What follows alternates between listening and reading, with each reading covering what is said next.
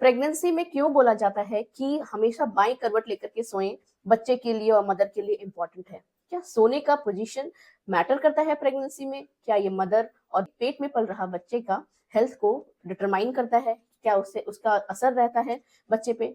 तो आज हम इसके बारे में बात करेंगे। तो इसका आंसर है कि हाँ, बिल्कुल असर होता है। ठीक है, इसको समझने के लिए हम थोड़ा सा एनाटॉमी समझेंगे पहले। जो हमारा जो पेट होता है, पेट का जो बीच का हिस्सा, रीढ़ की हड्डी वाला जो हिस्सा होता है, उस पे मोटी मोटी दो ब्लड के चैनल्स होते हैं, जिसको एक को बोलते हैं अओर्टा, दूसरे को बोलते हैं इंफीरियर वेना कावा। अओर्टा जो होता है वो आर्टरी होती है, जिसमें कि ऑक्सीजन वाला ब्लड जो होता है हमारी बॉडी में डिस्ट्रीब्यूट होता है, डिस्ट्रीब्यूट करता है।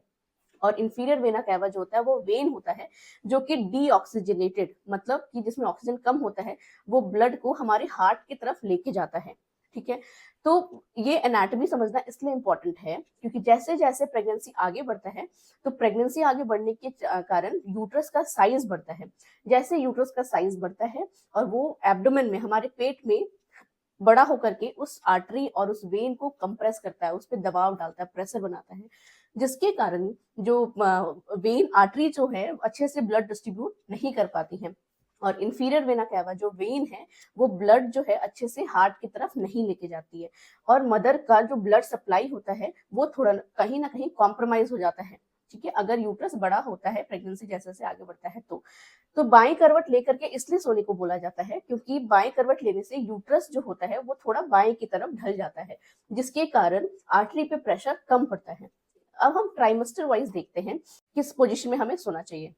प्रेगनेंसी के पहले 3 महीने में आप किसी भी पोजीशन में सो सकते हैं, इजीली आराम से सो सकते हैं, या फिर आप अपने पीठ के बल सो सकती हैं, बाएं करवट दाएं करवट लेकर के किसी भी करवट, इवन आप पेट के बल भी सो सकती हैं पहले 3 माह में, क्योंकि इस टाइम पे यूट्रस का साइज जो होता है वो अभी छोटा ही है, वो अभी पेल्विक ऑर्गन है, हमारे जो पेल्विक गर्डल है, जो कमर की हड्डी होती है उसके अंदर ही होता है अभी यूट्रस, अभी वो पेट में नहीं आया है।